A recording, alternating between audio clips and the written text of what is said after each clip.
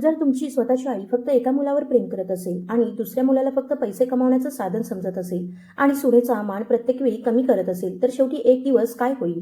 ही गोष्ट आहे अशा एका कुटुंबाची, जिथे भेदभाव, लोभ आणि दिखाव्यामुळे नाती तुटली. पण एका सुनेचा संयम, एका नवऱ्याचं धैर्य आणि सत्याच्या बाजूने उभं राहण्याच्या ताकदीने सगळं काही बदलून टाकलं. शेवटी जे घडलं ते कदाचित कोणत्याही आईला स्वतःसोबत कधीच घडावं असं वाटणार नाही. मी स्वयंपाकघरात होते तेवढ्यात सौरभचा फोन वाजला. फोन उचलताच त्याच्या चेहऱ्यावर आनंद दिसू लागला, पण त्याने आपला आवाज थोडा कमी केला. इतका कमी की तो माझ्यापर्यंत पोहोचू नये. तो एका कोपऱ्यात जाऊन बोलत होता. थोड्या वेळानंतर सौरभने फोन ठेवला आणि तो माझ्याकडे वळला. त्याच्या चेहऱ्यावर असा आनंद होता जसं काही त्याला मोठं बक्षीस मिळालं होतं. मग तो हसत म्हणाला, "बघितलंस ना, तू नेहमी म्हणत असतेस की आई तुझा तिरस्कार करते." आत्ताच त्यांचा फोन आला होता. म्हणत होते की गावाकडच्या शेतात भाज्या लावल्या होत्या, त्या खूप छान झाल्या आहेत. त्यांनी सांगितलं आहे की शनिवारी आपण दोघांनी गावाला जेवायला यावं. बघ किती प्रेम करतात त्या तुझ्यावर. त्यावेळी मी सफरचंद कापत होते. त्याचं बोलणं ऐकून मी फक्त हलकसं हसले आणि म्हणाले, "वा, छान आहे. पण असं तर नाही ना की आईने त्या भाज्या खास माझ्यासाठी बांधून माझ्या ऑफिसमध्ये पाठवल्या आहेत, जे तुम्ही याला एवढं मोठं प्रेम म्हणत आहात? आता कृपया आईच्या प्रत्येक छोट्या गोष्टीला एवढं मोठं करून दाखवणं बंद करा."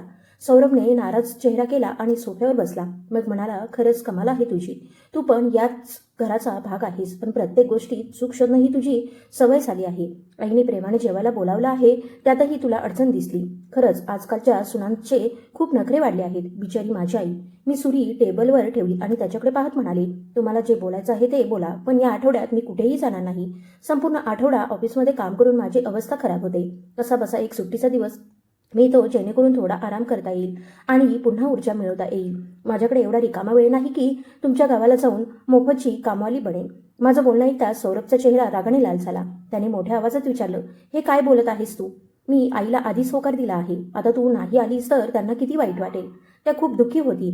मी पण उठून उभी राहिले आणि हात बांधून म्हणाले, "तुमची आई दुःखी होत असेल तर होऊ द्या. ती त्यांची अडचण आहे. तुम्ही एवढेच चांगले मुलगा असाल तर स्वतः जा आणि त्यांची सेवा करा. मला या सगळ्यात ओढू नका. आणि हो, मागच्या वेळी आपण मानसी ताईंच्या घरी गेलो होतो, तेव्हा तुमच्या आईने माझ्यासोबत काय केलं होतं ते विसरलात का?" जुनी गोष्ट आठवताच सौरभ पूर्ण शांत झाला. त्याचा चेहरा उतरला आणि त्याच्या तोंडातून एक शब्दही बाहेर पडला नाही. आमच्या लग्नाला 1 वर्षापेक्षा जास्त वेळ झाला होता. देवाच्या कृपेने सगळं व्यवस्थित चाललं होतं. पण जेव्हा जेव्हा आमच्यात मोठं भांडणं व्हायचं, त्यामागचं कारण नेहमी माझी सासूच असायची. बरं झालं आम्ही शहरात आमचं वेगळं घर घेतलं होतं. नाहीतर जर आम्ही सगळे एकत्र राहत असतो तर आतापर्यंत गोष्ट न्यायालयापर्यंत पोहोचली असती.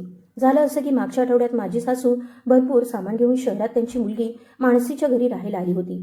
मानसीच्या लग्नाला फक्त 6 महिने झाले होते आणि तिचं सासर खूप श्रीमंत होतं. मी आणि सौरभने त्यांना त्रास द्यायचा नाही असं ठरवलं होतं. म्हणून जेव्हा जेव्हा आई आम्हाला जेवायला बोलवायची तेव्हा मी कामाचं कारण सांगून टाळायचे. पण यावेळी त्यांनी हट्ट धरला की आम्हाला मानसीचं नवीन घर पाहायला यायलाच हवं. शेवटी आम्हाला जावंच लागलं. जाण्याआधी आम्हीही आमच्याकडून काही कमी ठेवलं नाही. आम्ही एका महागड्या परदेशी फळांच्या दुकानात गेलो. तिथून मोठं ड्युरियन फळ आणि काळ्या द्राक्षांचा एक डबा घेतला. बिल जवळपास 7,000 रुपये झालं. मग मला वाटलं एवढं पुरेसं नाही, म्हणून मी सौरभला सांगितलं की 2 बॉक्स दूध आणि काही सुकामेवा आपण भेट म्हणून घेऊया. आम्हाला वाटलं आता सगळं ठीक राहील. पण जसं आम्ही मानसीच्या मोठ्या बंगल्यात प्रवेश केला तसं माझ्या सासूने आम्हाला थेट स्वयंपाकघराच्या कोपऱ्यात नेलं. त्यांचा चेहरा रागाने लाल झाला होता.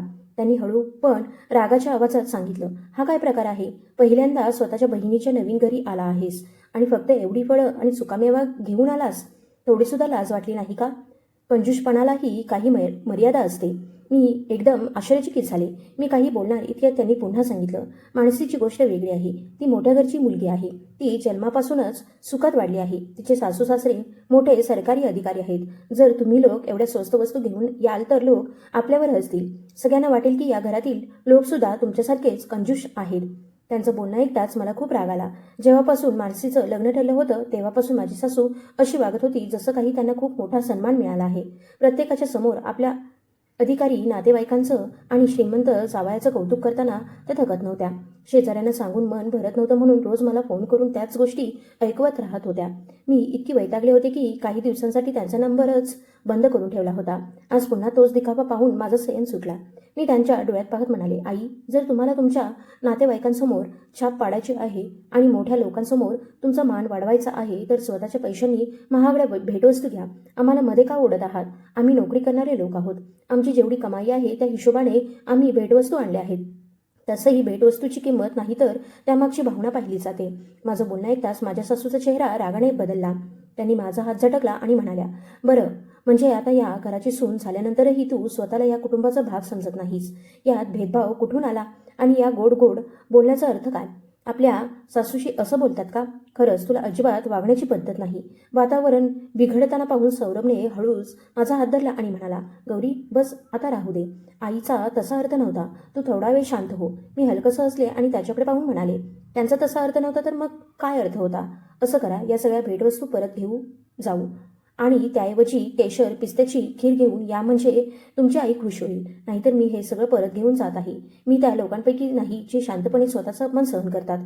सौरभ एकदम घाबरला आणि हात हलवत म्हणाला, गौरी, कृपया रागावू नकोस. मानसी ताईंनी तर काहीच म्हटलं नाही. मग तो आपल्या आईकडे वळून म्हणाला, आई, आपण सगळे एक कुटुंब आहोत. भाऊ बहिणींचं प्रेम सगळ्यात जास्त महत्त्वाचं असतं.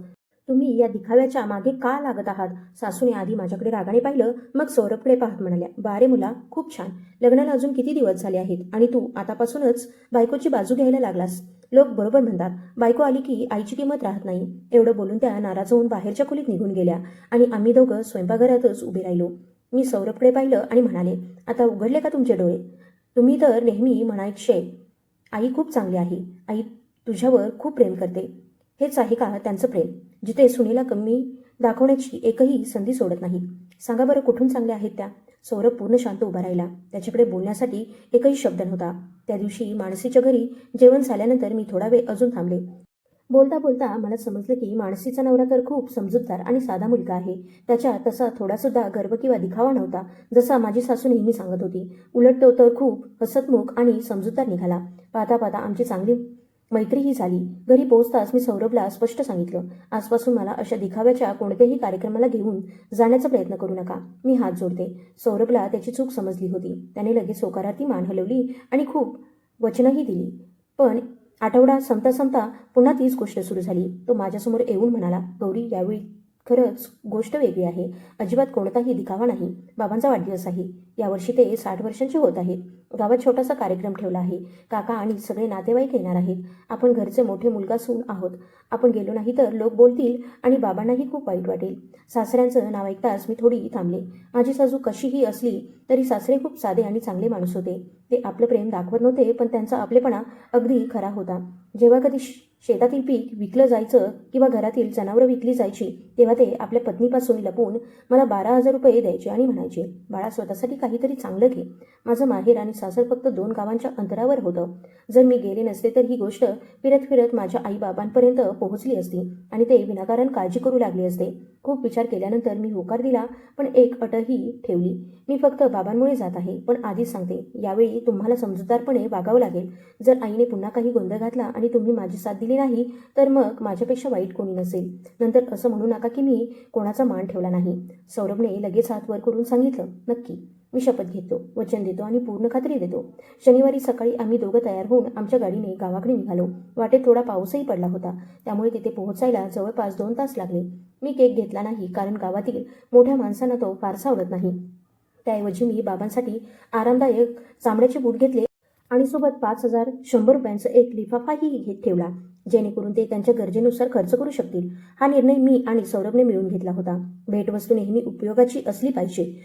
जशी आमची गाडी अंगणात थांबली, मी अजून सीट बेल्ट काढत होते, तेवढ्यात माझी सासू धावतच बाहेर आली. त्यांच्या चेहऱ्यावर असं हसू होतं जसं आमच्यामध्ये कधी काही घडलंच नव्हतं. अरे, तुम्ही दोघं आलात? रस्त्यात थकला तर नाही ना?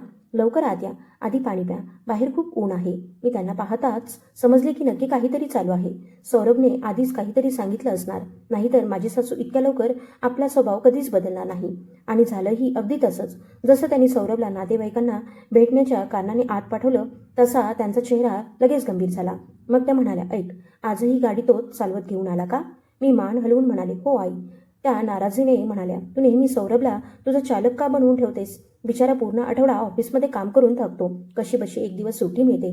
तुला तुझ्या नवऱ्याची थोडीही काळजी नाही का? एवढा लांब रस्ता गाडी चालवताना किती थकवा येतो आणि तू आरामात बाजूच्या सीटवर बसली होतीस. तुला थोडीही दया आली नाही का? मी हलकसं हसून म्हणाले, आई, तुम्ही खूप विचित्र बोलत आहात. जर ते पूर्ण आठवडा काम करतात तर मी सुद्धा पूर्ण आठवडा मेहनत करते. मी घरी रिकामी बसलेली नसते. जर मी गाडी चालवली असती तर मला थकवा आला नसता का? सासूने रागाने पाहत सांगितलं, मग तू पत्नी आहेस, आपल्या नवऱ्याला थोडी मदत केलीस तर काय बिघडेल? बायकांनी गाडी चालवण्याची सवय लावू नये. माझा चेहरा थोडा गंभीर झाला. मी सरळ सांगितलं, आई, ही गाडी माझ्या पैशाने घेतली आहे. तिचे सगळे कागद माझ्या नावावर आहेत. मी त्यांना चालवायला देत आहे. हीच खूप मोठी गोष्ट आहे. नाहीतर तुमच्या मुलाला बसमध्ये गर्दीत प्रवास करत घरी यावं लागलं असतं. त्यामुळे तुमच्या मुलाची काळजी दाखवून मला टोमणे मारू नका. मला हे अजिबात आवडत नाही. एवढं सांगून मी थेट आत बाबांना नमस्कार करायला गेले आणि माझी सासू रागात तिथेच उभी राहिली. थोड्या वेळाने सौरभ मला शोधत आला. त्याच्या चेहऱ्यावर काळजी स्पष्ट दिसत होती. तो म्हणाला, गौरी, आज बाबांचा वाढदिवस आहे. तू थोडा वेळ शांत राहू शकत नाहीस का? जेव्हा पण आईला भेटतेस तेव्हा भांडण का होतं? मी हलकसं असले आणि त्याच्या डोळ्यात पाहत म्हणाले, बरं, म्हणजे तुमच्या आईने पुन्हा तुमचे कान भरले ना? सौरभ अडखळत म्हणाला, नाही नाही, असं काही नाही. आईने तुझ्याबद्दल काहीही चुकीचं सांगितलं नाही. त्या तर तुझ्या आवडीचं जेवण बनवत आहेत. फक्त आता काही काकू म्हणत होते की तू येताच आईशी मोठ्या आवाजात बोलायला लागलीस. तुझा चेहराही नाराज दिसत होता. लोक पाहून काय विचार करतील? मी टोमणा मारत असले आणि म्हणाले, थोडं कमी भोळे बना. त्यावेळी अंगणात फक्त मी आणि तुमची आई होतो. कोणत्या काकूनी पाहिलं? जर कोणाला समजलं असेल तर फक्त यासाठी कारण तुमच्या आईने स्वतः जाऊन सगळ्यांना सांगितलं आहे.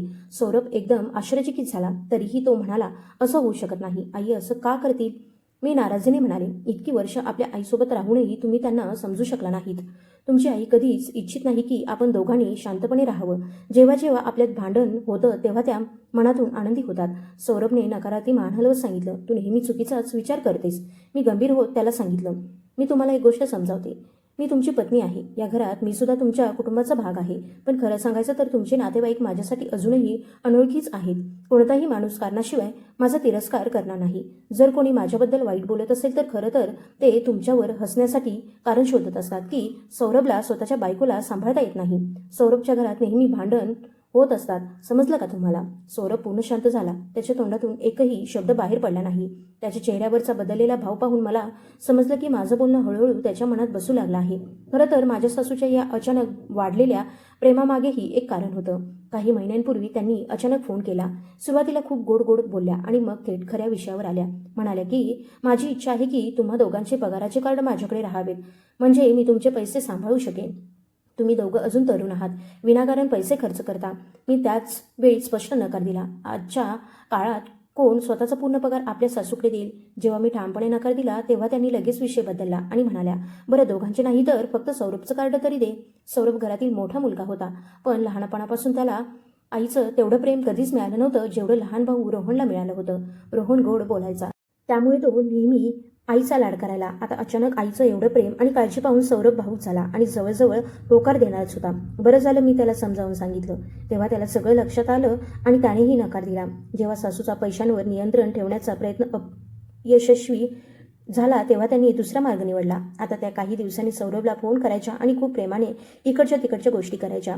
विचारायच्या, बाळा, काम करून खूप थकतोस का? तुझ्यासाठी गावाकडची अंडी पाठवू का? सौरभला खरंच वाटू लागलं की त्याची आई बदलली आहे आणि आता त्याला ते प्रेम द्यायचं आहे जे लहानपणी कधी मिळालं नव्हतं. पण मी त्यांचा सगळा डाव समजत होते. त्यांचा हेतू फक्त दोघांमध्ये अंतर निर्माण करण्याचा होता. त्यांना वाटत होतं की सौरभ पूर्णपणे त्यांच्या बाजूने यावा, जेणेकरून कधी आमच्यात भांडण झालं आणि आम्ही वेगळे झालो तर सौरभ पुन्हा त्यांच्याकडे परत जावा आणि पुन्हा त्यांच्यासाठी पैसे कमावण्याचं साधन बनावा. मी सौरभकडे पाहून हलकसं हसत म्हणाले, तुम्हाला नाही वाटत का की हे सगळं थोडं विचित्र आहे? तुमची आई अचानक एवढी बदलली, एवढं गोड बोलत आहे की कोणीही त्यांच्यावर विश्वास ठेवेल? सौरभ काहीच बोलला नाही, पण त्याच्या चेहऱ्यावरून स्पष्ट दिसत होतं की माझं बोलणं त्याच्या मनात फिरत आहे. तो मूर्ख नव्हता, फक्त त्याला नेहमी आईचं थोडंसं कौतुक आणि प्रेम हवं होतं, म्हणून तो सत्याकडे दुर्लक्ष करत होता. पण आज मी सगळ्या गोष्टी त्याच्यासमोर स्पष्ट केल्या होत्या. आता तो त्यापासून दूर पळू शकत नव्हता. तेवढ्याच स्वयंपाकघरातून सासूचा मोठा आवाज आला, गौरी, कुठे आहेस? खाली येऊन टेबल साफ कर, जेवण वाढायचं आहे. मी बाहेरच्या खोलीत डोकावून पाहिलं तर रोहन आणि राधिका आरामात सोफ्यावर बसून टीव्ही पाहत होते. मुलं संपूर्ण घरभर धावत होती. एवढे लोक असूनही त्यांनी फक्त माझंच नाव घेतलं. मी हळूच सौरभला सांगितलं, पाहिलं का, फक्त मलाच बोलावलं. आईला चांगलं माहिती आहे की मला अशा प्रकारे आदेश देणं अजिबात आवडत नाही. त्या मुद्दाम मला चिडवत आहेत, जेणेकरून मी काहीतरी बोलेन आणि सगळ्यांसमोर वाईट सून ठरेन. सौरभचा चेहरा उतरला. त्याला आता हळूहळू सगळं समजू लागलं होतं. मी डोळा मारत म्हणाले, तुम्हाला माहिती आहे सगळ्यात मजेशीर गोष्ट काय आहे? मला काही करण्याची गरजही पडणार नाही. आई स्वतःच हे काम करतील. सौरभने आश्चर्याने विचारलं, आता तू काय करणार आहेस? मी हसले आणि मग अचानक मोठ्या लाडीक आवाजात म्हणाले, अहो माझे प्रिय पतिदेव, तुम्ही खाली जाऊन टेबल साफ कराल का? अचानक माझ्या पोटात खूप दुखत आहे. मला स्वच्छतागृहात जायचं आहे. माझं बोलणं संपून 10 सेकंदही झाले नसतील तेवढ्या सासू स्वयंपाकघरातून वादळासारख्या बाहेर आल्या. म्हणाल्या, राहू दे राहू दे, तू माझ्या मुलाकडून काम का करून घेशील? बिचारा एवढा लांब गाडी चालवत आला आहे, किती थकला असेल. मी करते. माझ्या मुलाचा त्रास मी समजते, दुसरं कोण समजणार? सौरभचा चेहरा पाहण्यासारखा झाला होता. त्याला स्वतःलाच लाज वाटू लागली होती. पण सासू इथेच थांबल्या नाही. त्या म्हणाल्या, मी जास्त काही बोलत नाही, पण आजकालच्या बायकांना फक्त आराम पाहिजे असतो. आमच्या काळात तर नवरा देवासारखा मानला जायचा. आम्ही त्यांची सेवा करताना कधी थकत नव्हतो. आणि आज बघा, नवऱ्याला कामाला लावलं जातं. एवढं बोलून त्यांनी कापड घेतलं आणि स्वतःच टेबल साफ करू लागल्या. संपूर्ण घरात शांतता पसरली. रोहन आणि राधिका पण उठून त्यांना मदत करू लागले आणि मी आरामात सोफ्यावर पडून फोन पाहू लागले. मला असं आरामात बसलेलं पाहून सासूला अजून जास्त त्रास होऊ लागला. टेबल साफ करता करता त्या टोमणा मारू लागल्या. वा रे वा, काय काळ आला आहे. मोठी माणसं कंबर मोडून काम करत आहेत आणि तरुण लोक आरामात फोन पाहत आहेत. एवढा आराम कसा काय सहन होतो कोण जाणे. त्यांचं बोलणं ऐकताच सगळे शांत झाले. राधिका जी फळ कापत होती तिचा हातसुद्धा थांबला आणि तिचा चेहरा लाल झाला. मी तिच्याकडे पाहिलं आणि मग मोठ्याने म्हणाले, राधिका वहिनी, वाटतं आई तुम्हाला काहीतरी बोलत आहेत. राधिका घाबरली आणि काहीच बोलली नाही. हे ऐकता सासूही घाबरल्या आणि लगेच आमच्याकडे आल्या. म्हणाल्या, अगं नाही नाही, मी कोणाला काहीही बोलेन, पण राधिकाला कधीच बोलणार नाही. माझी सून एवढी कमावते, एवढं काम करते, घरी येऊन आराम करणं हा तिचा पूर्ण अधिकार आहे. मी तर तिच्यावर खूप प्रेम करते. राधिकाने सुटकेचा श्वास घेतला. मला फक्त या क्षणाची वाट होती. मी उठले आणि थेट सासूच्या डोळ्यात पाहत हसून म्हणाले, आई, जर तुम्ही राधिका वहिनीला बोलत नव्हता तर मग मलाच बोलत होतात ना. या घरात माझ्या आणि त्यांच्या व्यतिरिक्त अजून कोण तरुण आहे? ठीक आहे, जर मी तुम्हाला एवढंच वाईट वाटत असेल तर मी आत्ताच इथून निघून जाते. जिथे 2 वेळचं जेवणसुद्धा शांतपणे खाता येत नाही तिथे थांबण्यात काय अर्थ आहे? एवढं बोलून मी माझी बॅग घेतली आणि दरवाजाकडे निघाले. तेवढ्या सासरे बागेतून आत आले. त्यांनी पूर्ण वातावरण पाहिलं होतं. येताच ते रागाने म्हणाले, पुन्हा सुरू झालं तुझं. वर्षातून एकदा मुलं घरी येतात आणि तू काहीतरी गोंधळ केल्याशिवाय राहत नाहीस. सासू घरात कितीही मोठ्या आवाजात बोलत असली तरी सासऱ्यांसमोर त्यांचं काही चालत नव्हतं. त्यांना त्यांची खूप भीती वाटायची, कारण घरातील पैशांचे सगळे निर्णय तेच घेत होते आणि त्यांचा स्वभावही खूप कडक होता. त्यांचा ओरडा ऐकताच सासूचा चेहरा उतरला आणि त्या शांतपणे स्वयंपाकघरात निघून गेल्या. वातावरण थोडं हलकं करण्यासाठी रोहन लगेच आपली भेटवस्तू घेऊन आला आणि म्हणाला, बाबा, वाढदिवसाच्या शुभेच्छा. हे जॅकेट तुमच्यासाठी आणलं आहे. राधिकाही हसून म्हणाली, आणि हा कुर्ता पायजमा तुमच्यावर खूप छान दिसेल. सासरे अजून सगळं पाहतच होते तेवढ्या सासू आनंदाने म्हणाल्या, पाहिलं का माझा छोटा मुलगा किती समजूतदार आहे. त्याला माहिती आहे की बाबांना थंडीमध्ये त्रास होतो. हा कुर्ता पायजमाही किती महाग असेल ना. खरंच मुलगा असावा तर असा. लहान मुलगा आणि सुनेचं कौतुक केल्यानंतर त्यांनी माझ्याकडे पाहिलं आणि त्यांचा चेहरा पुन्हा गंभीर झाला. त्या म्हणाल्या, आणि तुम्ही दोघं काय रिकाम्या हाताने फक्त जेवायला आलात का? सौरभला आता सहन झालं नाही. तो रागाने म्हणाला, आई, हे काय बोलत आहात तुम्ही? माझ्या लग्नानंतर असा कोणता सण किंवा वाढदिवस झाला आहे जेव्हा आम्ही रिकाम्या हाताने घरी आलो आहोत? सासूने नाराजीचा चेहरा केला पण काही बोलल्या नाहीत. मी शांतपणे माझी भेटवस्तू बाहेर काढली आणि टेबलवर ठेवली. म्हणाले, बाबा, हे चामड्याचे बूट तुमच्यासाठी आहेत, जेणेकरून थंडीमध्ये तुमचे पाय उबदार राहतील. आणि हा 5,100 रुपयांचा लिफाफा आहे. तुम्हाला जे हवं असेल ते घ्या. सासऱ्यांनी बूट हातात घेतले आणि हसून म्हणाले, मी तर तसंही बूट घेण्याचा विचार करत होतो. तुम्ही दोघांनी माझ्या मनातली गोष्ट ओळखली. पण सासूने जसा लिफाफा पाहिला तसा त्यांचा चेहरा पुन्हा बदलला. त्या पुटपुटत म्हणाल्या, वारे वा, शहरात राहूनही एवढी काटकसर. 60व्या वाढदिवसाला फक्त एवढे पैसे? शेजाऱ्यांना कळलं तर काय म्हणतील? मग माझ्याकडे रागाने पाहत म्हणाल्या, मला सगळं माहिती आहे. सौरभचा पूर्ण पगार आता तूच सांभाळतेस ना. माझ्या मुलाचे पैसे एवढ्या काटकसरीने खर्च करतेस. माझ्या मुलाचं नशीबच खराब होतं की त्याला तुझ्यासारखी बायको मिळाली. माझ्या सासूला वाटलं की असं बोलून त्या सौरभचं मन जिंकतील, पण यावेळी त्यांचा डाव उलटा पडला. सौरभ आता तो मुलगा राहिला नव्हता जो शांतपणे आईची प्रत्येक गोष्ट ऐकून घेईल. जसं त्याने आपल्या पत्नीचा अपमान ऐकला तसा तो रागाने आईकडे वळला आणि म्हणाला, आई, बस, आता शांत व्हा. सौरभचा मोठा आवाज ऐकता सासू एकदम दचकल्या. पूर्ण घरात शांतता पसरली. त्याच्या मुठी आवळल्या गेल्या होत्या आणि चेहऱ्यावरचा राग स्पष्ट दिसत होता. तुम्हाला वाटतं मी खूप श्रीमंत आहे. माझा पगार तर फक्त नावापुरता आहे. महिन्याचा पगार येताच पूर्ण हप्त्यात निघून जातो.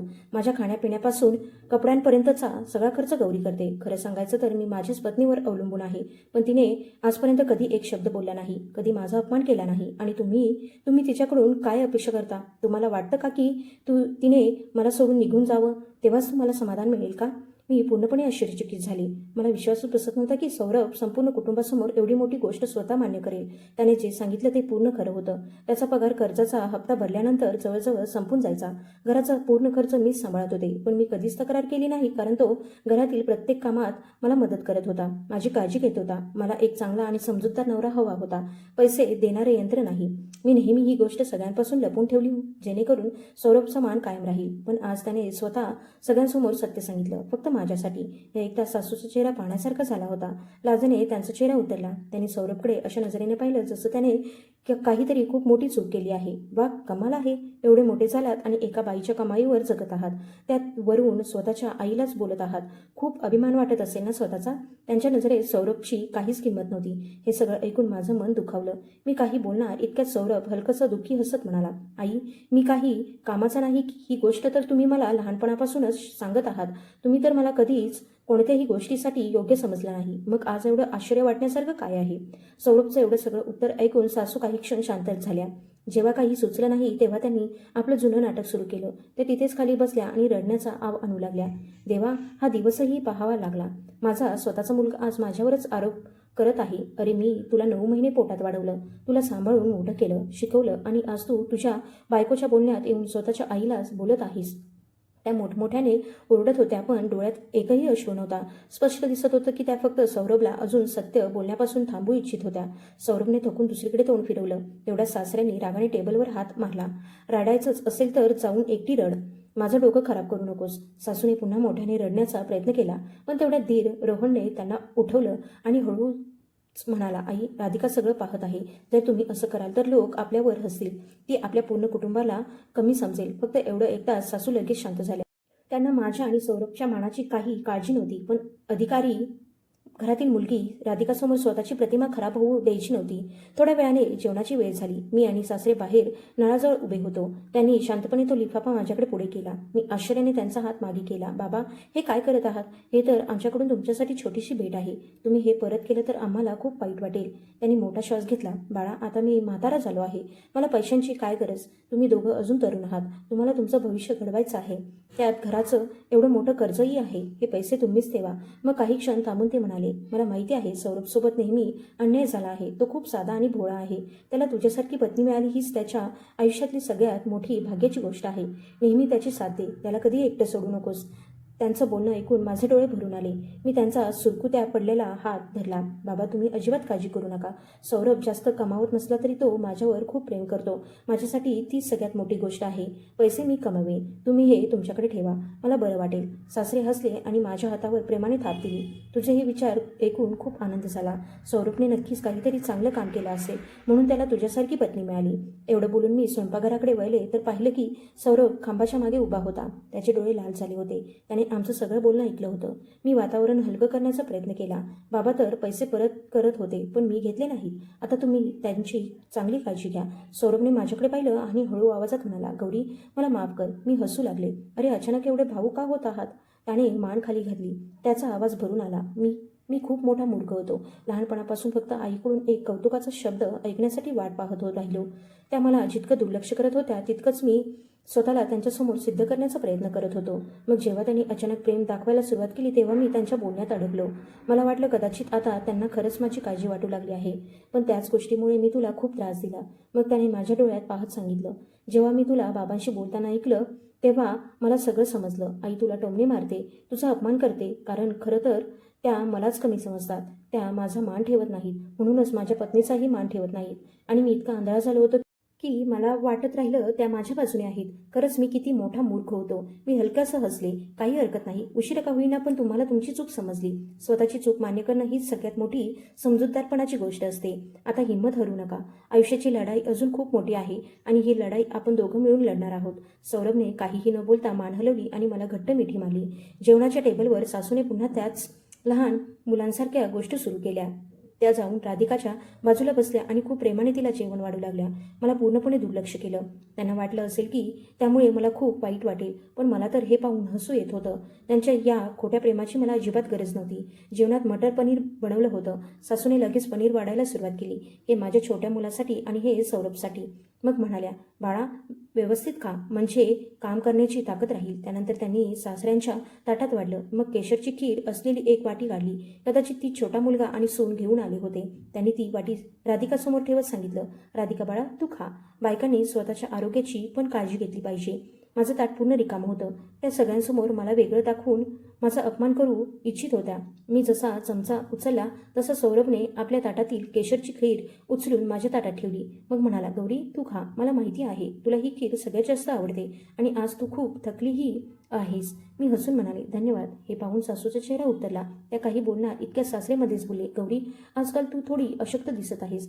कामाचा कितीही ताण असला तरी स्वतःच्या तब्येतीचीही काळजी घेत जा. मला जास्त गोड खायलाही मनाई आहे. ही खीर तूच खा. एवढं बोलून त्यांनी त्यांची वाटीसुद्धा मला दिली. सासू रागाने अस्वस्थ झाल्या. पण गोष्ट इथेच संपली नाही. जाऊ राधिकानेही तिची खिरीची वाटी माझ्याकडे पुढे केली आणि डोळा मारत म्हणाली, गौरीताई मी आहार सांभाळत आहे. ही तुम्हीच खा, नाहीतर वाया जाईल. तिला चांगलं समजलं होतं की सासू माझ्यासोबत मुद्दाम असं करत आहे, म्हणून तिने खूप समजूतदारपणाने माझी मदत केली. मीही हसून म्हणाले, ठीक आहे मग मीच खाते. त्या दिवशी मी आरामात पूर्ण केशरची खीर खाल्ली आणि सासू माझ्या बाजूला बसून रागात राहिल्या. जेव्हा आम्ही परत निघायला लागलो तेव्हा सासू 2 मोठी पोती घेऊन आल्या, ज्यामध्ये तांदूळ आणि घराच्या भाज्या भरलेल्या होत्या. पण पूर्ण सामान त्यांनी छोटा मुलगा रोहनच्या गाडीत ठेवायला लावलं. छोट्या सुनेलाही खूप प्रेमाने समजावत होत्या. आमची वेळ आली तेव्हा आम्हाला कोथिंबिरीची एक जुडीसुद्धा दिली नाही. उलट त्या सौरभजवळ येऊ हळू आवाजात म्हणाल्या, बाळा ऐक, जर ही छोटी नोकरी नीट चालत नसेल तर सोडून दे. रोहन आणि राधिकाशी बोलून एखादी चांगली नोकरी शोध. पुरुष असून स्वतःच्या पत्नीवर अवलंबून राहणं चांगलं दिसत नाही. खूप अपमान होतो बाळा. सौरभ काही बोलण्याआधीच मी मध्ये बोलले, आई आमच्या घराची काळजी तुम्ही करू नका. सौरभने आपल्या भविष्यासाठी योजना बनवली आहे. तो कोणाच्या आधारावर बसणाऱ्यांपैकी नाही. तुम्ही अशा गोष्टी बोललात तर लोक हसतील. आता आम्ही निघतो, नाहीतर रस्त्यात गर्दी मिळेल. एवढं बोलून मी सौरभला निघण्याचा इशारा केला आणि आमची गाडी पुढे निघाली. मी मागे वळून पाहिलं तर सासू तिथेच उभ्या राहून काहीतरी पुटपुटत होत्या. नक्कीच त्यांच्या मते वाईट असलेल्या सुनेलाच दोष देत असतील. त्या रात्री घरी पोहोचल्यानंतर सौरभ शांतपणे बाल्कनीमध्ये बसून विचार करत राहिला. मला समजत होतं की त्याच्या मनात खूप काही चालू आहे, म्हणून मी त्याला थोडा वेळ एकटं राहू दिलं. काही दिवसांनी रात्रीच्या जेवणाच्या वेळी सौरभने अचानक सांगितलं, गौरी मी विचार करत आहे की कंपनीच्या जपानमधल्या प्रकल्पासाठी 1 वर्षासाठी जावं. मी आश्चर्याने म्हणाले, हे तुम्ही काय बोलत आहात? आपण अचानक जपानला का जायचं? तुमच्या ऑफिसमधले लोक तर सांगतात की तिथे खूप मेहनत करावी लागते आणि सगळे खर्च काढल्यानंतर जास्त काही वाचतही नाही. त्यांच्या ऑफिसमधून दरवर्षी काही लोकांना जपान किंवा कोरियाला पाठवले जात होते. पगार जास्त मिळत होता, पण त्यासाठी कुटुंबापासून दूर राहून दिवसरात्र मेहनतही करावी लागत होती. मला माझ्या नवऱ्याची काळजी वाटत होती आणि आमची परिस्थितीही एवढी खराब नव्हती की त्याला असं करावं लागेल. सौरभने माझ्याकडे पाहिलं. त्याच्या डोळ्यात यावेळी एक वेगळाच निर्धार दिसत होता. तो म्हणाला, मी सगळा विचार केला आहे गौरी. आता मी लोकांचे टोमणे ऐकत जगू शकत नाही. आई आणि बाकीचे नातेवाईक मला यासाठी कमी समजतात कारण मी तेवढा यशस्वी नाही. पण सगळ्यात जास्त त्रास मला या गोष्टीचा होतो की माझ्यामुळे तुलाही सगळ्यांसमोर अपमान सहन करावा लागतो. त्याने माझा हात घट्ट पकडला आणि म्हणाला, तू एवढी हुशार आहेस, समाजात तुझा एवढा मान आहे, पण घरी आल्यावर तुला कमी यशस्वी नवऱ्याची पत्नी असल्याचा टोमणा ऐकावा लागतो. मी हे सगळं अजून पाहू शकत नाही. त्याचं बोलणं ऐकून माझे डोळे भरून आले. त्या दिवशी गावात आईच्या बोलण्याने त्याच्या स्वाभिमानाला किती खोल दुखापत झाली होती हे आता स्पष्ट दिसत होतं. तो पुढे म्हणाला, मला स्वतःवर विश्वास आहे की मी हे करू शकतो. प्रकल्प कठीण नक्की आहे, पण जर मी तो चांगल्या प्रकारे पूर्ण करून परत आलो तर मला व्यवस्थापक बनवलं जाईल. माझा पगारही वाढेल. मला पैसे कमवायचे आहेत. मला या घराची जबाबदारी उचलायची आहे. मला असं हवं आहे की तू नेहमी अभिमानाने सांगू शकशील की तू माझी पत्नी आहेस. कृपया मला जाऊ दे. मी त्याच्या डोळ्यात पाहत सांगितलं, मला तुमची कधीच लाज वाटली नाही. माझ्यासाठी तुम्ही जगातील सगळ्यात चांगला नवरा आहात. सौरभ हलकसा असला आणि म्हणाला, पण गावाला गेल्यावर माझे डोळे उघडले. मी तुझ्या प्रगतीच्या मार्गात अडथळा बनलो आहे. गौरी यावेळी माझ्यावर विश्वास ठेव. मी तुला निराश करणार नाही. त्याच्या डोळ्यांमधली हट्ट आणि जिद्द पाहून मला समजलं की आता त्याला थांबवणं अशक्य आहे. मी मान हलवत म्हणाले, ठीक आहे, जर तुम्ही निर्णय घेतला आहे तर मी नेहमी तुमच्यासोबत आहे. या गोष्टीला काहीच दिवस झाले होते की कोण जाणे ही बातमी सासूपर्यंत कशी पोहोचली. त्या बसने थेट आमच्या घरी आल्या. येताच ओरडू लागल्या, गौरी कुठे आहे? तूच माझ्या मुलाला परदेशात जाण्यासाठी तयार केला आहेस ना? तो इथे आरामात होता, मग त्याला परदेशात का पाठवत आहेस? तू एवढी कठोर कशी होऊ शकतेस? तेवढा सौरभ खोलीतून बाहेर आला आणि आईसमोर उभा राहून म्हणाला, आई हिने मला जबरदस्ती केली नाही. हा माझा स्वतःचा निर्णय आहे. मी पैसे कमवायला जात आहे जेणेकरून लोक मला पत्नीवर अवलंबून असलेला माणूस म्हणणार नाहीत. हे ऐकताच सासू एकदम शांत झाल्या. मग त्या सौरभला बाजूला घेऊन गोड आवाजात म्हणाले, अरे बाळा, मी तर ते सगळं तुला पुढे जाण्यासाठी सांगितलं होतं. मी माझ्या मुलाला कसं काय कमी दाखवेन?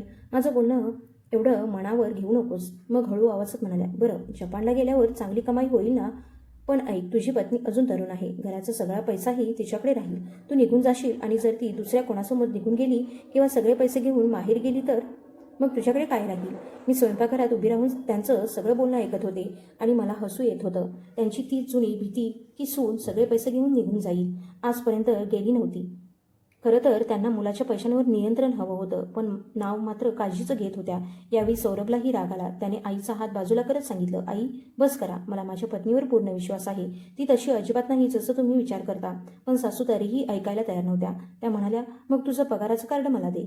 मी तुझे पैसे सांभाळून ठेवेन. जेव्हा तू परत येशील तेव्हा तुझ्याकडे स्वतःचा व्यवसाय सुरू करण्यासाठी चांगले पैसे असतील. सौरभने ठाम आवाजात सांगितलं, असं कधीच होणार नाही आई. माझे पैसे माझ्या पत्नीकडेच राहतील आणि या विषयावर आता पुन्हा कधीही बोलू नका. जेव्हा सासूला समजलं की यावेळी त्यांचा कोणताही डाव चालला नाही, तेव्हा त्या रागाने तिथून निघून गेल्या. ज्या दिवशी सौरभला जायचं होतं त्या दिवशी मी त्याच्यासाठी सगळी तयारी आधीच करून ठेवली होती. विमानतळावर त्याने मला घट्ट मिठी मारली. त्याचे डोळे थोडे ओले झाले होते. स्वतःची काळजी घे. मी तिथे पोहोचताच तुला फोन करेन. माझी वाट बघ. मी एवढे पैसे कमवून आणेन की तू मोजता मोजता थकशील. मी माझा चेहरा त्याच्या छातीवर ठेवला आणि म्हणाले, तुम्ही पण स्वतःची काळजी घ्या. मला पैसे नको आहेत, फक्त तुम्ही सुखरूप परत या. त्याने माझ्या डोक्यावरून प्रेमाने हात फिरवला आणि आपली बॅग घेऊन पुढे निघाला. हळूहळू तो माझ्या नजरेपासून दूर गेला, पण त्याच्या पावलांमध्ये आधीपेक्षा जास्त आत्मविश्वास आणि हिंमत होती. सौरभ जपानला गेल्यानंतर आयुष्य सोपं होतं, पण त्याने तिथल्या वातावरणाशी स्वतःला लवकर जुळवून घेतलं. रोज कामावरून परत आल्यानंतर तो मला व्हिडिओ कॉल करायचा. कधी त्याचा जेवणाचा डबा दाखवायचा तर कधी तिथल्या बर्फवृष्टीचे फोटो पाठवायचा. नेहमी म्हणायचा, काम खूप आहे पण इथे खूप काही शिकायला मिळत आहे आणि जेव्हा मी तुझ्यासाठी पैसे पाठवतो ना तेव्हा अजून मेहनत करण्याची इच्छा होते. त्याच्या डोळ्यामध्ये वाढणारा आत्मविश्वास पाहून मलाही समाधान वाटत होतं. कदाचित त्याला जाऊ देणं हा माझ्या आयुष्यातला सगळ्यात योग्य निर्णय होता. पाहता पाहता जवळपास 6 महिने निघून गेले.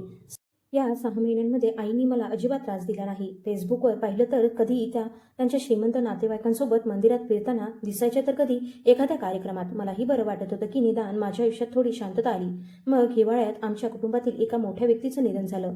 असा प्रसंग होता जिथे पूर्ण कुटुंबाने जाणं गरजेचं होतं. मी ऑफिसमधून सुट्टी घेऊन एकटीच माझ्या गाडीने गावाला निघाली. तिथे पोहोचताच पाहिलं की दीर रोहन आणि जाऊ राधिका आले होते. पण विचित्र गोष्ट ही होती की दोघं वेगवेगळ्या गाड्यांनी आले होते. रोहनचा चेहरा रागाने लाल झाला होता आणि राधिकाचे डोळे एवढे सुजले होते जसं ती खूप वेळ रडली होती. मी विचार करत होते की नेमकं काय झालं असेल. तेवढ्यात आई स्वयंपाकघरातून बाहेर आल्या. मला पाहताच मोठ्याने म्हणाल्या, आली महाराणी. पूर्ण कुटुंब सकाळपासून काम करत आहे आणि तुला आता यायला वेळ मिळाला. काम करायला आली आहेस की फक्त तयार जेवण खायला? जा स्वयंपाकघरात आणि मदत कर. मी शांतपणे उत्तर दिलं, आई, मी नोकरी करते. सुट्टी मिळताच थेट इथे आले आहे. कुठे फिरायला गेले नव्हते. तसंही तुम्ही स्वतः म्हणता की या पूर्ण कुटुंबात सगळ्यात चपळ बाई तुम्हीच आहात, तर सगळं काम तुम्हीच करा. माझ्या अनाडी हाताने तुमचं काम खराब होऊ नये. माझं बोलणं ऐकताच आई शांत झाल्या. तेवढ्यात त्यांची बहीण म्हणजे माझ्या मावस सासू तिथे आल्या. त्यांनी माझा हात पकडला आणि म्हणाल्या, गौरी, तू अगदी योग्य वेळी आली आहेस. मला बाजारातून थोडं सामान घ्यायचं आहे. चल, मला तुझ्या गाडीत घेऊन चल. एवढं बोलून त्यांनी मला डोळा मारला आणि मी सगळं समजले. आम्ही दोघी तिथून निघालो आणि आई रागात तिथेच उभ्या राहिल्या. बाजारात पोहोचल्यावर मावस सासू हसत म्हणाल्या, माझी बहीण ना जितकी वयाने मोठी होत आहे तितकीच विचित्र होत चालली आहे. पण मला तुझी पद्धत खूप आवडते. तू तिची प्रत्येक चुकीची गोष्ट शांतपणे सहन करत नाहीस. मी म्हणाले, मलाही उलट उत्तर द्यायचं नसतं, पण आई नेहमी चुकीच्या गोष्टींवरूनच भांडायला लागतात. तेवढ्यात मला आठवलं की त्या राधिकावरही खूप ओरडत होत्या. मी विचारलं, मावशी, आज का आई राधिका वहिनीवर एवढ्या रागावल्या का होत्या? आधी तर तिला खूप प्रेमाने वागवत होत्या. मावशीने आश्चर्याने सांगितलं, अगं, तुला खरंच माहिती नाही? राधिकाचे बाबा 2 महिन्यांपूर्वी निवृत्त झाले आणि ऐकलं आहे की काही चौकशीच्या कारणामुळे त्यांना लवकर निवृत्त व्हावं लागलं. आता त्यांच्याकडे आधीसारखं पद नाही आणि ती ताकदही नाही. त्यामुळे रोहनलाही आता त्यांच्याकडून काही फायदा मिळू शकत नाही. हे ऐकून मला धक्का बसला. मग मावशी हळू आवाजात म्हणाले, तुझी सासू क्षणात स्वभाव बदलते. जेव्हा राधिकाच्या बाबांकडे अधिकार होता तेव्हा छोट्या सुनेचं कौतुक करताना थकत नव्हती आणि आता जेव्हा त्यांचा वाईट काळ आला आहे तेव्हा तिचा खरा स्वभाव बाहेर आला आहे. आजकाल राधिकाकडून कामवाल्यासारखं काम करून घेते आणि छोट्या छोट्या गोष्टींवरून तिचा अपमान करत राहते. हे सगळं ऐकून मला खरंच वाईट वाटलं. आई किती स्वार्थी होते हे पुन्हा एकदा समजलं. जेव्हा आम्ही परत पोहोचलो तेव्हा पाहिलं की राधिका अंगणात तुटलेल्या भांड्यांचे तुकडे उचलत होती आणि रडत होती. आई तिच्यावर ओरडत होत्या, तुझ्याकडून एक कामसुद्धा नीट होत नाही. घरात बसून फक्त खाण्याची सवय झाली आहे ना? सगळं खराब करून ठेवलंस. आजूबाजूला खूप लोक उभे होते, पण कोणीही काही बोलत नव्हतं. मला राहावलं नाही. मी पुढे गेले आणि आईंचा हात बाजूला करत म्हणाले, आई आता पुरे करा. फक्त एक भांडच तर तुटलं आहे ना, दुसरं येईल. एवढ्या छोट्या गोष्टीवरून सगळ्यांसमोर गोंधळ करण्याची काय गरज आहे? निदान बाबांच्या मानाचा तरी विचार करा. सगळ्यांसमोर सुनेकडून उत्तर ऐकून आईंचा चेहरा लाजेने आणि रागाने लाल झाला. मी राधिकाला माझ्यासोबत बागेत घेऊन गेले. ती अजूनही रडत होती. तिने हळू आवाजात सांगितलं, ताई तुम्हाला आमच्या घरची परिस्थिती माहिती नाही का? तरीही तुम्ही माझी बाजू घेत आहात. मी तिला रुमाल दिला आणि म्हणाले, मला सगळं माहिती आहे. मावशीने सगळं सांगितलं. ती माझ्याकडे आशेने पाहू लागली. मग म्हणाली, सगळं माहिती असूनही तुम्ही माझी मदत केली. आता माझी मदत करून तुम्हाला काही फायदा होणार नाही. उलट आई तुमचा अजून जास्त तिरस्कार करतील. ती हलकसं हसल्याने म्हणाले, तुला काय वाटतं? मी पण आईसारखी स्वार्थी आहे? जेव्हा तू मोठ्या घरची मुलगी होतीस तेव्हा मी कधी तुझी खोटी स्तुती केली होती का? माझं बोलणं ऐकून ती शांत झाली आणि मग खूप रडू लागली. ताई तुमचे खूप आभार. खरंच वाईट वेळच दाखवते की आपलं कोण आहे आणि परकं कोण. मी तिला समजावत म्हणाले, आता रडणं बंद कर आणि स्वतःच्या पायावर उभं राहायला शिक. तुझे आई बाबा निवृत्त झाले तर काय झालं? तुझ्याकडे हात आहेत, पाय आहेत, बुद्धी आहे. स्वतःला एवढं कमजोर बनवू नकोस की कोणीही तुझ्यावर हुकूम चालवेल. माझं बोलणं ऐकून तिच्या डोळ्यांमध्ये पहिल्यांदा एक वेगळीच चमक दिसली. ती म्हणाली, ताई तुम्ही अगदी बरोबर बोलत आहात. मी खूप सहन केलं. कदाचित आता मी घटस्फोट घेईन. अशा घरात राहणं जिथे नवरा कमजोर आहे आणि सासू एवढी स्वार्थी आहे. आता माझ्या सहनशक्तीच्या बाहेर आहे. मी तिच्या डोळ्यात पाहत म्हणाले, हा निर्णय पूर्णपणे तुझा आहे. पण जे काही करशील ते स्वतःसाठी कर आणि स्वतःचं आयुष्य स्वतःच्या पद्धतीने जग. त्या दिवशी मला पूर्ण विश्वास झाला होता की राधिका आता एवढ्या सहज हार मानणारी नाही आणि झालंही अगदी तसंच. जवळपास 6 महिन्यानंतर तिने घटस्फोटासाठी अर्ज दिला. माझी सासू मनातून खूप खुश होती. प्रत्येकाला हेच सांगत फिरत होती की त्यांच्या मुलाला एका अडचणीत असलेल्या कुटुंबापासून सुटका मिळाली. त्यांना पूर्ण विश्वास होता की त्यांचा राजकुमार मुलगा आता यापेक्षाही श्रीमंत मुलीशी लग्न करेल. मी राधिकाला फोन केला. तिच्या आवाजात पहिल्यांदा शांतता जाणवत होती. तिने सांगितलं की तिला एका खासगी कंपनीत चांगली नोकरी मिळाली आहे. हे ऐकून मला खरंच खूप आनंद झाला. माझा दीर रोहनबद्दल बोलायचं झालं तर मला आधीपासूनच माहिती होतं की त्याचं काही चांगलं होणार नाही. लहानपणापासून आईच्या गरजेपेक्षा जास्त लाडाने तो पूर्णपणे बिघडला होता. तो नेहमीच आळशी आणि जबाबदारी न घेणारा होता. जो माणूस आपल्या पत्नीच्या सगळ्यात कठीण काळात तिची साथ सोडतो त्याला कोणती चांगली मुलगी का पसंत करेल? आणि झालंही तसंच. काही दिवसांपासून माझी सासू फेसबुकवर विचित्र पोस्ट टाकत होती. आजकालच्या मुली खूप स्वार्थी असतात. माझ्या एवढ्या चांगल्या मुलाला समजून घेणारी कोणी मिळत नाही. त्यांच्या पोस्ट वाचून मला हसू येत होतं. स्पष्ट दिसत होतं की त्यांच्या राजकुमारासाठी कोणतीही श्रीमंत मुलगी मिळत नव्हती. पण मला या सगळ्या गोष्टींशी काही देणं घेणं नव्हतं. मी तर फक्त सौरभच्या परत येण्याच्या तयारीत होते. तो अपेक्षापेक्षा पूर्ण 1 महिना आधीच परत आला. जपानमधला प्रकल्प खूप यशस्वी झाला होता. कंपनीने त्याला लाखो रुपयांचं बक्षीस दिलं आणि सोबतच व्यवस्थापक पदही दिलं. जेव्हा सौरभ घरी आला तेव्हा तो आधीपेक्षा थोडा बारीक आणि काळवंडलेला दिसत होता.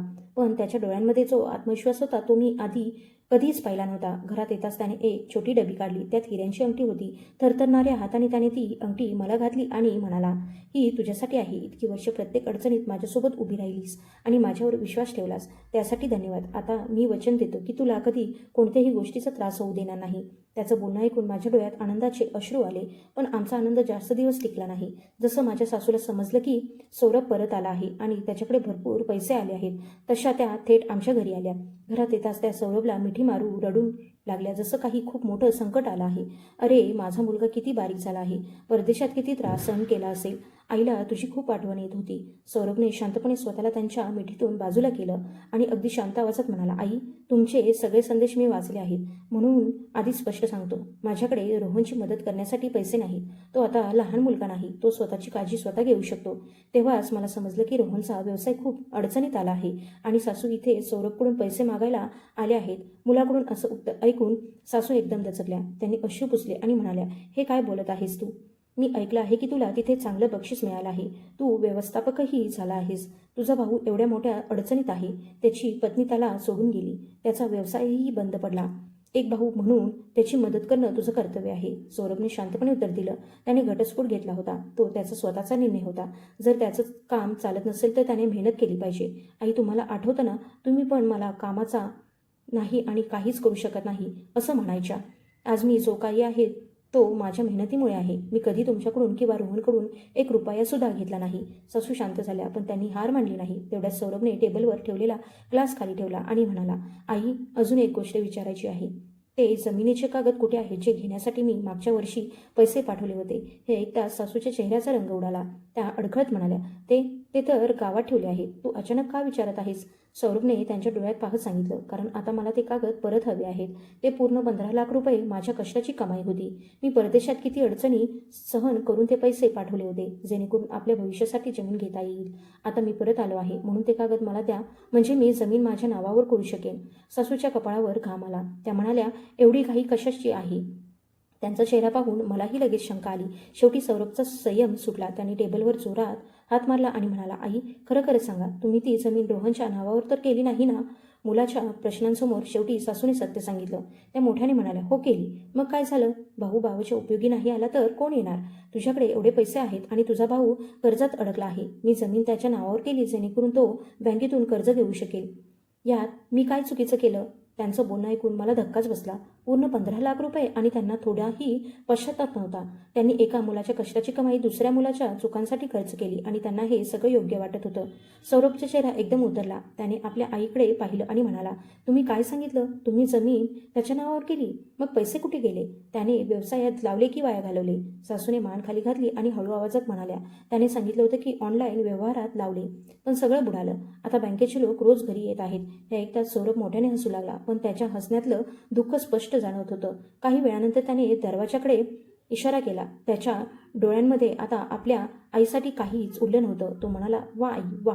तुम्ही तुमच्या छोट्या मुलावर एवढं प्रेम करता की माझा विश्वाससुद्धा विकला. तुमच्या नजरेत मी मुलगा नव्हतो, फक्त रोहनसाठी पैसे कमावण्याचं साधन होतो. बरोबर ना? मला 15 लाख रुपये गेल्याचं दुःख नक्की आहे, पण त्यापेक्षाही जास्त दुःख या गोष्टीचं आहे की आज मी माझ्या आईला कायमचं गमावलं. आजपासून असं समजा की ते 15 लाख मी तुमचं ऋण समजून दिले. आता आपला हिशोब संपला. सासूने पाहिले की आता सौरभ त्यांच्या हातातून निघून जात आहे. तेवढ्यात माझी अंगठी पाहून त्या चिडल्या आणि म्हणाल्या, वा, स्वतःच्या बायकोला लाखोंची अंगठी देण्यासाठी पैसे आहेत, पण भावाची मदत करण्यासाठी नाहीत. मी कसा मुलगा जन्माला घातला आहे? सौरभ अगदी शांत आवाजात म्हणाला, बरंच झालं तुम्हाला लवकर समजलं. माझ्या कमावलेल्या पैशांवर फक्त माझ्या पत्नीचा आणि माझ्या मुलांचा अधिकार आहे. रोहनची जबाबदारी माझी नाही. सासू रागाने म्हणाल्या, मी तुला न्यायालयात घेऊन जाईन. म्हातारपणी आई वडिलांची काळजी न घेतल्याच्या प्रकरणात. सौरभ हलकसा असला आणि म्हणाला, नक्की जा. न्यायालय जितके ठरवेल तितके पैसे मी प्रत्येक महिन्याला पाठवेन. पण जर तुम्हाला वाटत असेल की मी पुन्हा रोहनसाठी पैसे कमावण्याचं साधन बनेन, तर हा तुमचा गैरसमज आहे. सासू तिथेच उभ्या राहिल्या. त्यांना विश्वासच बसत नव्हता की त्यांचा शांत आणि साधा मुलगा एवढा बदलला आहे. त्यांना समजलं होतं की सौरभ नावाच्या पैशांच्या आधाराचा दरवाजा आता कायमचा बंद झाला आहे. नंतर मावशींकडून समजलं की गावात काय झालं होतं. रोहनला कुठेही चांगली नोकरी मिळाली नाही. लवकर श्रीमंत होण्याच्या नादात तो ऑनलाईन पैस लावण्याच्या गोष्टींमध्ये अडकला आणि आई वडिलांच्या म्हातारपणासाठी ठेवलेले पैसेसुद्धा गमावून बसला. जेव्हा पैसे मागणारे लोक घरी येऊ लागले तेव्हा तो घाबरून कुठेतरी पळून गेला. सासऱ्यांना एवढा मोठा धक्का बसला की त्यांनी त्यांचं छोटंसं शेत विकलं आणि वृद्धाश्रमात जाऊन राहू लागले. त्यांना त्यांचं उरलेलं आयुष्य फक्त शांततेत घालवायचं होतं. इकडे माझी सासू पूर्णपणे एकटी पडली. त्यांनी घरातील सामानसुद्धा विकून टाकलं आणि रोहनला खूप शोधलं, पण त्याचा कुठेच पत्ता लागला नाही. खरंच म्हणतात, जसं कराल तसं भरावं लागतं. एका रात्री जवळपास 2 वाजता सौरभचा फोन वाजला. गावातील एका शेजाऱ्याच्या फोन होता. त्याने घाबरलेल्या आवाजात सांगितलं, सौरभ बाळा, लवकर ये. तुझ्या आईला स्नानगृहात अर्धांगवायूचा झटका आला आहे. आम्ही त्यांना रुग्णालयात घेऊन जात आहोत. आम्ही दोघं त्याचवेळी गावाकडे निघालो. डॉक्टरांनी सांगितलं की त्यांना मेंदूमध्ये रक्तस्राव झाला आहे. जीव तर वाचला, पण त्यांच्या शरीराचा डावा भाग काम करणं बंद झाला होता आणि त्यांचा आवाजही गेला होता. या पूर्ण काळात रोहनचा काहीच पत्ता नव्हता. सौरभने एक क्षणही विचार न करता उपचारासाठी 50 लाख रुपये जमा केले. आईसाठी रुग्णालयातील सगळ्यात महागडी खास खोली घेतली, ज्यामध्ये सगळ्या सुविधा होत्या आणि त्यांची काळजी घेण्यासाठी 24 तास 2 परिचारिका ठेवल्या. जो कोणी पाहायचा तो फक्त एवढंच म्हणायचा, मुलगा असावा तर असा. पण खरं फक्त आम्हाला माहिती होतं की त्या सुंदर खोलीत किती थंडपणा होता. जेव्हा सासूला शुद्ध आली तेव्हा त्यांनी आम्हाला पाहिलं आणि त्यांच्या डोळ्यांतून अश्रू वाहू लागले. त्यांनी इशाऱ्याने सौरभला जवळ बोलावलं. त्यांच्या डोळ्यांमध्ये अपेक्षा स्पष्ट दिसत होती. परिचारिका खिचडी घेऊन आली, पण त्यांनी खाण्यास नकार दिला. त्यांना वाटत होतं की सौरभने त्यांना स्वतःच्या हाताने जेवण भरवावं. सौरभ हळूहळू त्यांच्या जवळ गेला आणि खुर्ची ओढून बसला. सासूच्या डोळ्यांमध्ये आशेची हलकी चमक आली. सौरभ म्हणाला, आई, जेवण करून घ्या, तेव्हाच लवकर बरे व्हाल. या परिचारिका खूप अनुभवी आहेत. मी खास तुमची काळजी घेण्यासाठी त्यांना ठेवलं आहे. सासू तुटक्या आवाजात म्हणाल्या, बाळा, माझ्याजवळ राहा. मला भीती वाटत आहे. आपल्या छोट्या आणि लाडक्या मुलाचं नाव ऐकून सौरभ हलकंसं हसला आणि म्हणाला, रोहन तर तुमची जमीन विकून त्याचं कर्ज फेडण्यात व्यस्त आहे. इथे फक्त मी आहे. हे ऐकून सासू खूप रडू लागल्या. त्यांनी सौरभचा हात असा पकडला जसं एखादा बुडणारा माणूस आधार पकडतो. त्या म्हणाल्या, बाळा, माझ्याकडून खूप मोठी चूक झाली. मला सोडून जाऊ नकोस. सौरभने हळूच आपला हात सोडवला आणि म्हणाला, आई, रुग्णालयाचं बिल, सगळ्यात चांगली औषधं, सगळ्यात महागडी खोली मी सगळं देईन, कारण एक मुलगा म्हणून ते माझं कर्तव्य आहे. मग एक क्षण थांबून तो म्हणाला, पण प्रेमाच्या बाबतीत आठवतं का? जेव्हा मी लहानपणी आजारी पडायचो तेव्हा तुम्ही मला सोडून रोहनसाठी नवीन कपडे घ्यायला जायच्या. सगळ्यात चांगलं जेवणही नेहमी त्यालाच मिळायचं. तुम्ही तुमच्या आयुष्यातलं पूर्ण प्रेम आणि पूर्ण लक्ष फक्त त्याच्यावर दिलं. तुमच्या मनात माझ्यासाठी कधी जागाच नव्हती. म्हणून आता तुम्ही आराम करा आणि तुमच्या त्याच लाडक्या मुलाची वाट पहा की तो येईल आणि तुमची सेवा करेल. माझ्या मनात तुमच्यासाठी जे प्रेम होतं ते त्याच दिवशी संपलं होतं ज्या दिवशी तुम्ही ती जमीन विकली होती. एवढं बोलून सौरभने परिचारिकेला सांगितलं, जर पैशांची काहीही गरज पडली तर मला फोन करा. मला कामावर जायचं आहे, जेणेकरून सगळी बिलं भरू शकेन. मग त्याने माझा हात पकडला आणि आम्ही दोघं खोली बाहेर आलो. मागून सासूचा तुटलेला आवाज सतत येत राहिला, सौरभ, सौरभ. पण सौरभ एकदाही मागे येऊन थांबला नाही. रुग्णालयाच्या मार्गात मी पाहिलं, त्याचे खांदे थरथरत होते. मी त्याचा हात घट्ट पकडला. मला समजत होतं की तो आतून किती तुटला आहे. त्या महागड्या खोलीत माझी सासू महागड्या यंत्रांच्या मध्ये पूर्णपणे एकटी पडली होती आणि स्वतःच्या एकटेपणावर रडत होती. स्वतः केलेल्या भेदभावाची सगळ्यात मोठी किंमत शेवटी त्यांना चुकवावीच लागली. त्या रात्री माझे डोळे उघडले तेव्हा पाहिलं की सौरभ अंथरुणावर नव्हता. तो बाल्कनीमध्ये एकटा बसला होता. त्याची पाठ वाकलेली होती आणि हातात पेटलेली सिगारेट होती. मी दरवाजाच्या मागे उभी राहून त्याला पाहत राहिले आणि माझं मन भरून आलं. मी माझ्या सासूविरुद्धची ही लढाई जिंकली होती. त्यांचा खोटेपणा सगळ्यांसमोर आला होता. आमची संपत्तीही वाचवली होती. पण सौरभला या अवस्थेत पाहून मला जाणवलं की मी एक वाद तर जिंकले, पण माझ्या नवऱ्याचं हसू हरवलं, कारण शेवटी ती त्याची आई होती. तिने त्याच्यासोबत कितीही चुकीचं केलं असलं तरी सौरभच्या शरीरात वाहणारं रक्त तिचंच होतं. एका माणसाला त्याची पत्नी आणि आई यांच्यापैकी एकाची निवड करायला भाग पाडणं ही सगळ्यात मोठी वेदना असते. तो नेहमी शांतपणे माझ्यासोबत उभा राहिला, स्वतःच्या आईसमोरही कठोर राहिला, पण मला माहिती होतं की आतून तो तुटत होता. जर मी माझ्या या विजयातच आनंद मानत राहिले असते तर आमचं हे छोटंसं घर खरंच कधी आनंदी राहू शकलं असतं का? नाही. मी या माणसावर त्याच्या चांगुलपणामुळे आणि जबाबदारीमुळे प्रेम केलं होतं. मी त्याला कठोर मनाचा माणूस होऊ देऊ शकत नव्हते. हाच विचार करून मी एक शाल घेतली आणि बाल्कनीमध्ये जाऊन त्याच्या खांद्यावर ठेवली. तो थोडा दचकला. अरे, तू कधी उठलीस? आज जा, तुला थंडी लागेल. मी काहीच बोलले नाही, फक्त मागून जाऊन त्याला मिठी मारली. तुम्ही आईबद्दल विचार करत आहात ना? सौरभ एकदम शांत झाला. मग त्याने मोठा श्वास घेतला. मी ठीक आहे. त्यांनी जे केलं त्याचा परिणाम त्या स्वतः भोगत आहेत. मी त्याला अजून घट्ट पकडलं. ऐका, मला आईबद्दल खूप तक्रारी आहेत. त्यांच्या भेदभावाचा आजही त्रास होतो, पण मी कधीच असं इच्छित नाही की लोक तुम्हाला वाईट मुलगा म्हणावं. सौरभने आश्चर्याने माझ्याकडे पाहिलं. मी हलकंसं हसले. शेवटी त्यांनीच तुम्हाला जन्म दिला आहे. त्यांच्या चुकांमुळे आपण त्यांना या अवस्थेत एकटं सोडू शकत नाही. मी ठरवलं आहे ते 15 लाख रुपये आपण त्यांच्या संगोपनाचं ऋण फेडलं असं समजूया. आपण अजून तरुण आहोत, पुढेही कमावू. सौरभचे डोळे भरून आले. गौरी, पण त्यांनी तुझ्यासोबत त्यांचं बोलणं पूर्ण होण्याआधीच मी त्यांना थांबवलं.